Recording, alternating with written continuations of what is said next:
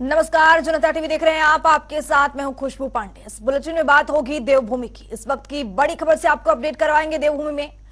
ये बड़ी खबर, बड़ा अपडेट आपके सामने। दिल्ली दौरे पर सीएम पुष्कर सिंह धामी है, तो आपको बता दें कि मुख्यमंत्री पुष्कर सिंह धामी रोड शो करेंगे। दिल्ली के दौरे पर है, निवेशकों के साथ बैठक करेंगे मुख्यमंत्री। तो वही आपको बता दें कि सीएम धामी आज दिल्ली में रोड शो भी करेंगे। ये बड़ी खबर, बड़ा अपडेट आपके सामने। सीएम धामी आज कर सकते हैं एमओयू साइन। दिल्ली के दौरे पर है पुष्कर सिंह धामी, निवेशकों के साथ बैठक करते नजर आएंगे धामी। तो वहीं सीएम धामी आज दिल्ली में रोड शो भी करेंगे। सीएम पुष्कर सिंह धामी आज एमओयू पर साइन करेंगे। ये बड़ी खबर, बड़ा अपडेट आपके सामने। सीएम धामी आज दिल्ली में रोड शो करने वाले हैं।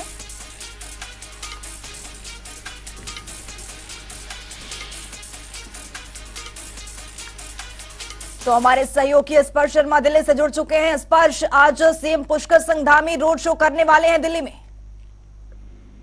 देखिए बिल्कुल, इस वक्त पुष्कर सिंह धामी दिल्ली में मौजूद हैं और दिल्ली के एक निजी होटल में ये रोड शो जो है चलता हुआ नजर आ रहा है। इस रोड शो के माध्यम से जो इन्वेस्टर्स मीट होने वाली है पुष्कर सिंह धामी यानी उत्तराखंड सरकार की, उसके लिए जो राशि जुटाने का काम है वो यहाँ पर सीधे तौर पर जो है देखने को मिलता हुआ जो है नजर आएगा। इससे पहले भी अगर हम बात करें तो पुष्कर सिंह धामी लंदन दौरे पर देखने को मिलते हुए नजर आए थे और वहां पर भी कई एमओयू जो है वो आज जो है साइन होते हुए नजर आए थे। और इस आज के रोड शो की बात करें तो करीब 20,000 करोड़ के एमओयू जो है वो आज जो है यहाँ पर प्रदेश सरकार जो है साइन करती हुई जो है नजर आ सकती है। और इस कार्यक्रम के बाद अगर हम बात करते हैं 16 और 17 तारीख को दुबई में जो है एक रोड शो का कार्यक्रम देखने को मिलता हुआ नजर आएगा। तो ऐसे में आने वाले समय में अगर हम बात करते हैं तो ये एक बड़ी इन्वेस्टर्स मीट जो है वो यहाँ पर जो है उत्तराखंड सरकार की तरफ से जो है प्रस्तावित देखने को मिलती हुई नजर आ रही है। और इसके जरिए अगर हम बात करते हैं तो प्रदेश में जो एक तरीके से विकास की जो गति है और तेजी जो है उसकी नजर आएगी। जो रोजगार के अवसर है और ज्यादा तेज गति के साथ जो है उपलब्ध होते हुए जो है नजर आएंगे। तो एक बड़ा आयोजन जो है प्रदेश सरकार की तरफ से किया गया। और अब तक अगर हम बात करते हैं तो एक बड़ी राशि जो है प्रदेश सरकार ये अलग अलग जो रोड शो हो रहे हैं उसके माध्यम से जुटा भी चुकी है। स्पर्श, क्या जान सकते हैं कि रोड शो मुख्यमंत्री कब करेंगे, टाइमिंग क्या होगी? देखिए दिल्ली के निजी होटल में इस वक्त जो रोड शो है वो जो है चलता हुआ नजर आ रहा है। मुख्यमंत्री यहाँ पर मौजूद है। मुख्यमंत्री के साथ साथ जो अलग अलग जो अधिकारी हैं वो यहाँ पर मौजूद देखने को जो है मिलते हुए नजर आ रहे हैं। अब तक अगर हम अलग अलग रोड शो की बात करें, जो पिछला रोड शो लंदन में होता हुआ नजर आया था, करीब 12,500 करोड़ की जो करार है वो जो है वो देखने को जो है मिलता हुआ जो है नजर आया था। और आज भी अगर हम बात करते हैं तो लगभग 20 जो करोड़ है उसका 20,000 करोड़ जो है उसका निवेश जो है जो प्राप्त करने की कोशिश है वहां पर जो है देखने को जो है मिलता हुआ नजर आएगा। एक बड़ा लक्ष्य जो है प्रदेश सरकार की तरफ से रखा गया है जिसमें कहा जा रहा है कि 2 लाख करोड़ के निवेश का जो लक्ष्य है वो जो है प्रदेश सरकार जो है रखती हुई नजर आ रही है। तो ऐसे में आज लगातार निवेशकों से बातचीत होती हुई नजर आ रही है। किस तरीके के एमओयू साइन होते हुए नजर आएंगे, इंतजार रहेगा। स्पर्श, मुख्यमंत्री के अलावा और कौन कौन से दिग्गज रोड शो में हिस्सा लेंगे? देखिए मुख्यमंत्री यहाँ पर मौजूद हैं। अलग अलग कंपनीज के सीईओ यहाँ पर देखने को मिलते हुए नजर आ रहे हैं। प्रदेश सरकार के जो कई अधिकारी हैं वो यहाँ पर देखने को जो है मिलते हुए नजर आ रहे हैं। और लगातार मुख्यमंत्री अगर बात करें तो ये जो रोड शो है वो करते हुए नजर आ रहे हैं। और लंदन में इससे पहले हुआ था, दिल्ली में आज है, 16-18 तारीख को जो है दुबई में देखने को मिलता हुआ नजर आएगा। और मुख्यमंत्री जो है एक तरीके से रोड शो के माध्यम से भी बताते हैं कि किस तरीके से उत्तराखंड जो है पूरी तरीके से जो उद्योग की दृष्टि से जो है एक अनुकूल जो प्रदेश है वो देखने को जो है मिलता हुआ नजर आता है। कोई भी इंडस्ट्री अगर जो उत्तराखंड में आने की कोशिश करती है तो वहां पर तमाम संसाधन जो है उनको प्रोवाइड कराने की बात जो है प्रदेश सरकार करती हुई नजर आती है, चाहे वो सस्ती बिजली की बात हो या फिर जमीन मुहैया कराने की बात हो। तो ये तमाम चीजें जो है वो जो है मुख्यमंत्री सामने रखते हुए नजर आते हैं। हमने देखा था कि हाल फिलहाल में G20 होता हुआ नजर आया था। मुख्यमंत्री ने जब दिल्ली दौरे पर पिछले दिनों प्रेस कॉन्फ्रेंस की थी तो उन्होंने कहा था कि G20 का भी एक व्यापक असर जो है इस इन्वेस्टर समिट के लिए जो है देखने को मिलता हुआ नजर आ रहा है। तो एक बड़ा लक्ष्य जो है सरकार लेकर चल रही है और उसके जो है रोड शो जो है उसके बीच में माध्यम और उसी के जरिए जो राशि है वो जुड़ती हुई जो है नजर आ रही है। बहुत शुक्रिया स्पर्श शर्मा तमाम जानकारी साझा करने के लिए। तो दिल्ली के दौरे पर हैं सीएम पुष्कर सिंह धामी, निवेशकों के साथ यहां पर बैठक करते नजर आएंगे। सीएम धामी आज दिल्ली में रोड शो भी करेंगे।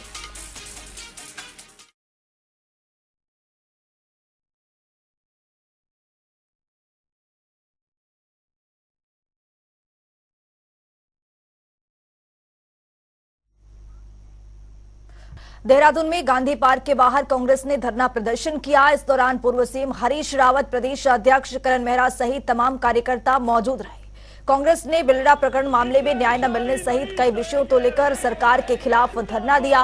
तो वहीं कांग्रेस का कहना है कि प्रदेश में बीजेपी की सरकार आने से जनता काफी परेशान है।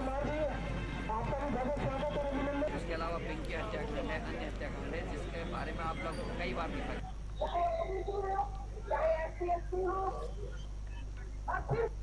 पूरे प्रदेश में या देश में मैं कहूँगा केवल वोटों के लिए बीजेपी कई किस्म की बातें करती है, लेकिन हकीकत ये है कि उत्तराखंड में जब से बीजेपी की सरकारें लगातार SC/ST लोगों के खिलाफ अपराध बढ़े हैं, चाहे वो हरिद्वार से लगे हुए क्षेत्र में पंकज और प्रमोद की मृत्यु का मामला रहा हो, चाहे उत्तरकाशी जनपद में 4 SC/ST की बहनों का बलात्कार हुआ हो और उनको अभी तक न्याय नहीं मिला। जो उनको कानूनन जो मदद मिलनी चाहिए थी केस लड़ने के लिए, तैयारी के लिए, वो भी अभी तक उनको नहीं मिला। पूरे प्रदेश भर में इस्तेमाल कर रही है भाजपा सरकार ने।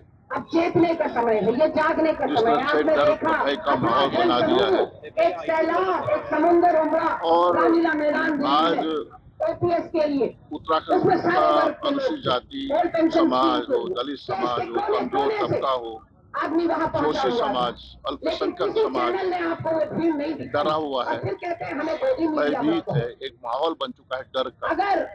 और जिस तरह की हादसे, जिस तरह की दुर्घटनाएं, जिस तरह का हत्याएं हो रही हैं, बलात्कार हो रहे हैं और सरकार खामोश है, और ऐसा लगता है कि सरकार का पूरा संरक्षण उन अपराधियों के साथ है। शाही नहीं सहेंगे। तो हमारे साथ हमारे सहयोगी यशराज आनंद हमारे साथ जुड़ चुके हैं। यशराज, कांग्रेस प्रदेश अध्यक्ष का यहाँ पर बयान सामने आया है और कांग्रेस की तरफ से यहाँ पर धरना प्रदर्शन दिया जा रहा है, क्या कुछ पूरा मामला है? जी बिल्कुल। सबसे पहले तो मैं बताना चाह रहा हूँ कि रुड़की के बेड़ा गांव में दलित युवक की मौत, दलित व महिलाओं पर पुलिस प्रशासन और दबंगों की ओर से उत्पीड़न समेत पीड़ितों को न्याय दिलाने की मांग को लेकर कांग्रेस अनुसूचित जाति प्रकोष्ठ ने धरना प्रदर्शन किया। इसके तहत तमाम कांग्रेस नेता व कार्यकर्ता गांधी पार्क के बाहर एकत्रित हुए और सरकार के खिलाफ उन्होंने जमकर हल्ला बोला। इस दौरान कांग्रेस प्रदेश अध्यक्ष करण मेहरा, पूर्व मुख्यमंत्री हरीश रावत, नेता प्रतिपक्ष यशपाल आदि सहित कई नेता और कार्यकर्ता मौजूद रहे। दूसरी सबसे बड़ी बात यह है कि कांग्रेस प्रदेश अध्यक्ष करण मेहरा ने सरकार पर निशाना साधते हुए कहा कि जब से बीजेपी की सरकार उत्तराखंड में आई है तब से दलितों पर उत्पीड़न की घटनाएं बढ़ गई हैं। उत्तराखंड में दलित बेटियों के साथ रेप की घटनाएं बढ़ गई है, लेकिन सरकार उन्हें SC/ST एक्ट के तहत मुआवजा नहीं दे रही है। उन्होंने बेलडा प्रसंग, जगदीश आर्य हत्याकांड, उत्तरकाशी में 4 SC/ST की बेटियों के साथ बलात्कार की घटनाओं का जिक्र करते हुए कहा कि उत्तराखंड में कानून व्यवस्था पूरी तरीके से चरमरा गई है, लचर हो गई है। पुलिस जो है वो उत्तराखंड में कोई भी कुछ भी काम नहीं कर रही है। वहीं दूसरी ओर हरीश रावत ने भी सरकार को घेरते हुए कहा कि दलितों पर आपराधिक घटनाएं घटित बढ़ गई है। आपराधिक घटना होने के कारण दलितों में भय और आक्रोश का माहौल बन गया है। साथ ही साथ उन्होंने जवाहरलाल नेहरू और गांधी को याद करते हुए कहा कि हमें उनके सिद्धांतों पर चलना चाहिए। उनके सिद्धांतों पर चल करके ही देश फिर से समृद्ध देश बन सकता है। वहीं आपको मैं बताना चाह रहा हूँ कि इससे पहले भी बेलरा कांड को लेकर के बहुत ज्यादा उत्तराखंड का माहौल गर्म हो गया था, क्योंकि भीम आर्मी के द्वारा भी लगातार प्रदर्शन किया जा रहा था और वहीं SC/ST के लोग भी लगातार यह मांग कर रहे थे कि इसमें आरोपी को सरकार बचाने का, प्रशासन बचाने का काम कर रही है, उन्हें सजा नहीं दिलाया जा रहा है। तो इस प्रकार से यह घटना एक बहुत बड़ी घटना के रूप में उभर कर सामने आ रहा है। वही मैं आपको बताना चाह रहा हूँ कि हरिद्वार के बेड़ा गाँव में कुछ दबंगों ने दलित युवक की बेरहमी से पीट कर हत्या कर दी थी। उनका आरोप है कि इस मामले में अभी तक पुलिस ने मात्र 302 का मुकदमा ही दर्ज किया है। तो जिस प्रकार से ये घटनाएं लगातार घटित हो रही है, कांग्रेस के प्रदेश अध्यक्ष ने या यशपाल आर्य ने या पूर्व मुख्यमंत्री हरीश रावत सभी भाजपा पर जोरदार निशाना साध रहे हैं और चुनावी माहौल भी है, 2024 में चुनाव भी है, इसको लेकर भी देखते हुए लगातार यहाँ पर इस तरह के माहौल को भी खड़ा किया जा रहा है। और जी बिल्कुल यशराज आनंद, आपका बहुत बहुत शुक्रिया। बेलडा प्रकरण मामले में यहाँ पर न्याय की मांग की जा रही है। देहरादून में धरना प्रदर्शन कांग्रेस की ओर से यहाँ पर जारी है। कांग्रेस अध्यक्ष करण मेहरा ने 4 धाम यात्रा में कोई भी सुविधा न होने की बात कही। उन्होंने कहा कि हेलीकॉप्टर की इमरजेंसी लैंडिंग की घटना गंभीर है। हादसे के कारण पहले विमान एक अधिकारी को खोया है। वहीं इस पर पलटवार करते हुए बीजेपी मीडिया प्रभारी मनवीर चौहान ने कहा कि चारधाम यात्रा में व्यवस्था चुस्त और दुरुस्त है। देखिए, एक होनहार अफसर को खोया है हमने हेलीकॉप्टर दुर्घटना में, उसके बाद भी सरकार नहीं चेत रही है। हालात ये हैं कि जो लोग यहाँ से जा रहे हैं 7 या 8 घंटे का नॉर्मली रास्ता है, लेकिन 17 से 18 घंटे यहाँ से आज केदारनाथ के नीचे पाटा तक जाने में लग रहे हैं। तो कहीं भी कोई सुविधा नहीं है, सड़क जाम से लोग परेशान हैं। टूरिस्ट आता है, वो यहाँ से परेशान होकर वापस जा रहा है तो दोबारा नहीं आता। तो ये सरकार की कमियां हैं और जिनको ढकने की कोशिश नाकाम कर रही है सरकार। इतने लोग इस चारधाम यात्रा में मरे हैं जितने अभी तक राज्य बनने के बाद अभी तक कभी नहीं हुआ। रिकॉर्ड टूट गया और सरकार ने आंकड़े देने बंद कर दिए हैं। तो बहुत ही दुखद घटना है। कांग्रेस पार्टी चुनाव नज़दीक आते ही उन्हें दलित वर्ग की याद आती है और चुनाव के टाइम वो दलित मुख्यमंत्री की भी घोषणा कर देते हैं। कांग्रेस के द्वारा 2022 चुनाव के करीब उनके वरिष्ठ नेता हरीश रावत जी के द्वारा दलित मुख्यमंत्री बनाने की बात की गई थी और चुनाव के टाइम ही, क्योंकि कांग्रेस हमेशा दलित वोट का इस्तेमाल करती रही है, अपना वोट बैंक समझ करके उसका इस्तेमाल करती रही है, लेकिन भारतीय जनता पार्टी की सरकार में सही मायनों में अगर दलित वर्ग को के उत्थान के लिए काम किया गया है और दलितों को प्रतिनिधित्व देने का काम किया गया है तो आदरणीय नरेंद्र भाई मोदी जी की सरकार में किया गया है। पहली बार किसी दलित वर्ग के देश के सर्वोच्च पद पर, राष्ट्रपति जैसे पद पर बैठाने का अगर काम किया है तो भारतीय जनता पार्टी ने किया है। इसलिए कांग्रेस को सिर्फ चुनाव के समय ये नौटंकियां वो करती रहती हैं और दलितों के लिए काम करने के लिए उनका अगर इतिहास देखा जाए तो जीरो, उनका जो भी काम के जीरो नतीजा रहता है।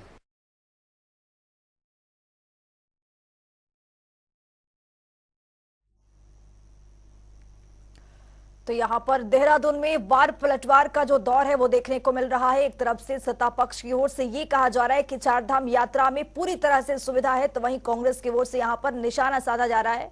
कहा जा रहा है कि यहां पर किसी तरह की चारधाम यात्रा में सुविधा नहीं है।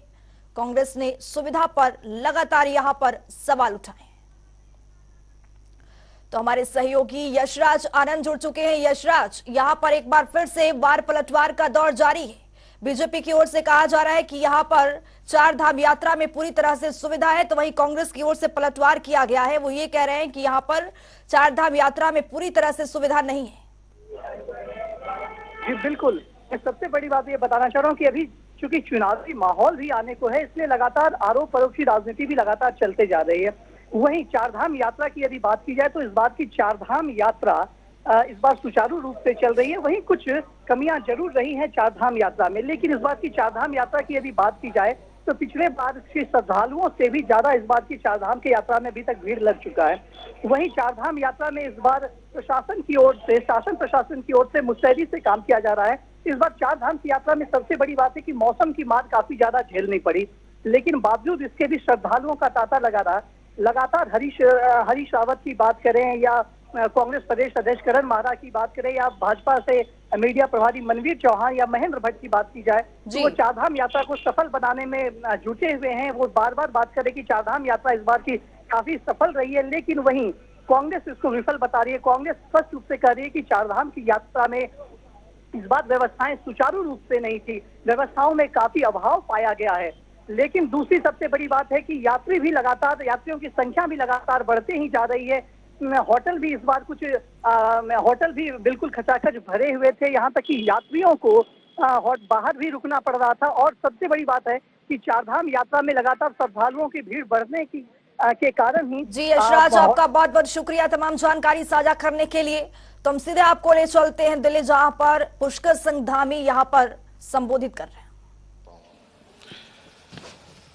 आप सब जानते हैं कि अभी तक आप लोगों ने, पूरे हमारे सभी अधिकारियों ने और जिन लोगों के उत्तराखंड के साथ एक्सपीरियंस रहे हैं, जिनके अनुभव रहे हैं, उन्होंने आप सबके सामने बहुत विस्तार से बात रखी।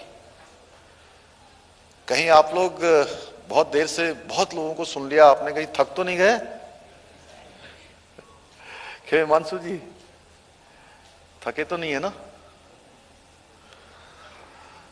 हमारे शास्त्रों में कहा गया है धर्मस्य मूलम अर्थम, यानी कि धर्म का पालन व्यक्ति तभी कर सकता है जब उसके पास अर्थ की व्यवस्था हो। और हमारे यहाँ धर्म की व्याख्या करते हुए यह भी कहा गया है कि अपने कर्म को ठीक प्रकार से करना भी धर्म है। तो इससे सिद्ध होता है कि छोटे से छोटा और बड़े से बड़ा कोई भी कार्य करना चाहें तो उसके लिए अर्थ अर्थात पूंजी का होना अत्यंत आवश्यक है। उत्तराखंड के मुख्य सेवक के रूप में जब से मैंने कार्यभार संभाला तो ये विचार आया कि उत्तराखंड के अंतिम छोर में खड़े हुए व्यक्ति को सुविधाओं से जोड़ना है, उनको विकास से जोड़ना है, और जो समाज के अंतिम छोर में खड़े हुए हैं उनको भी कहीं ना कहीं जो समाज की मुख्य धारा है उस धारा में लाना है। उत्तराखंड का जो पलायन है, आप सब लोग अक्सर चर्चा करते हैं, हमारे पत्रकार मित्र विशेष रूप से जब भी हम किसी प्रेस कॉन्फ्रेंस में होते हैं या कभी उनसे संवाद करते हैं तो अक्सर हमसे पलायन की चर्चा जरूर करते हैं। और यह भी सच है परंतु कि सरकारी स्तर पर जो रोजगार के अवसर हैं वो बहुत सीमित हैं, और हमने इसके लिए लगातार जो प्रक्रिया है वह भी प्रारंभ की है। और हमारे प्रधानमंत्री आदरणीय नरेंद्र मोदी जी ने एक साल के अंदर 10 लाख लोगों को जो सरकारी नौकरियों से जोड़ने का अभियान प्रारंभ किया हुआ है, उसमें भी हम तेजी से राज्य के अंदर काम कर रहे हैं। लगातार हमारे कैलेंडर भी निकल रहे हैं, लगातार जो हमारा लोक सेवा आयोग है, अधीनस्थ सेवा चयन आयोग है, तेजी से कैलेंडर के अनुरूप काम कर रहे हैं। लेकिन इसके बावजूद भी वो स्थान बहुत सीमित हैं। इसलिए रोजगार के साथ साथ लोग स्वरोजगार से भी जुड़े, इस क्षेत्र में भी काम करना अत्यंत आवश्यक था। और हमने स्वरोजगार के क्षेत्र में अवसरों को वृद्धि करने के लिए अनेक योजनाएं हमने संचालित की हैं। और औद्योगिक क्षेत्र में, जिस क्षेत्र से आप सब लोग जुड़े हुए हैं, रोजगार वृद्धि के लिए हमारे मन में यह विचार आया कि जब तक उत्तराखंड में निवेश बड़ी मात्रा में नहीं आएगा, निवेश नहीं बढ़ेगा, तब तक रोजगार के अवसर भी नहीं बढ़ेंगे। भाइयों बहनों, रोजगार ही नहीं बल्कि उत्तराखंड के आधारभूत जो ढांचा है उसको विकसित करने के लिए, उसको कहीं ना कहीं विस्तार देने के लिए औद्योगिक निवेश अत्यंत आवश्यक है। और इन्हीं उद्देश्यों की पूर्ति के लिए हमने ये आप सबको यहाँ पर आमंत्रित किया है और ग्लोबल इन्वेस्टर समिट जो 8 और 9 दिसंबर को होनी है वो आयोजित करने का निर्णय लिया है। इस इन्वेस्टर समिट के माध्यम से हमने एक वातावरण बनाने का भी निर्णय लिया है कि कहीं ना कहीं एक वातावरण बने, लोगों का मन बने, और जो भविष्य में देवभूमि को श्रेष्ठ राज्य बनाने के लिए जो हमने एक संकल्प लिया है, विकल्प रहित संकल्प, उस संकल्प को पूरा करने में सार्थक सिद्ध होगा। और इसी उद्देश्य की पूर्ति के लिए आप सबको जानकारी होगी, पिछले दिनों हमने इंग्लैंड का भी हमारे प्रतिनिधि मंडल ने दौरा किया था। वहां पर 2 रोड शो भी आयोजित हुए थे, लंदन और बर्मिंघम में, और वहां पर 400 से भी अधिक उद्योग जगत के विभिन्न प्रतिनिधियों से, निवेशकों से हमारा संवाद हुआ था। और लगभग 12,500 करोड़ का तत्काल वहां पर निवेश के करार हुए थे। और सब मिला के अगर मैं बात करूं तो और भी हमको प्रस्ताव मिले जो 20,000 करोड़ से भी अधिक होंगे। और निश्चित रूप से इन निवेश के प्राप्त होने से, करार होने से हम कहीं ना कहीं यह बात भी सबके सामने कहते हुए मुझे खुशी हो रही है कि उत्तराखंड के अंदर उद्यमी निवेश करने के लिए आना चाहते हैं, उद्योग स्थापित करना चाहते हैं, निवेश करना चाहते हैं। और आप सभी जानते हैं कि उत्तराखंड हिमालय की गोद में बसा हुआ राज्य है, देवभूमि के नाम से पूरी दुनिया के अंदर प्रसिद्ध है। और ये भूमि जहां चारों धामों से आच्छादित है। चार धाम में बाबा केदारनाथ जी, बाबा बद्री विशाल, गंगोत्री, यमुनोत्री और अनेकों पवित्र नदियां, जागेश्वर धाम, चाहे गंगा जी हो, गंगा जी, यमुना जी, शारदा मैया, अनेकों नदियों का ये उद्गम स्थल है। इस बुलेटिन में अभी के लिए इतना ही। नमस्कार।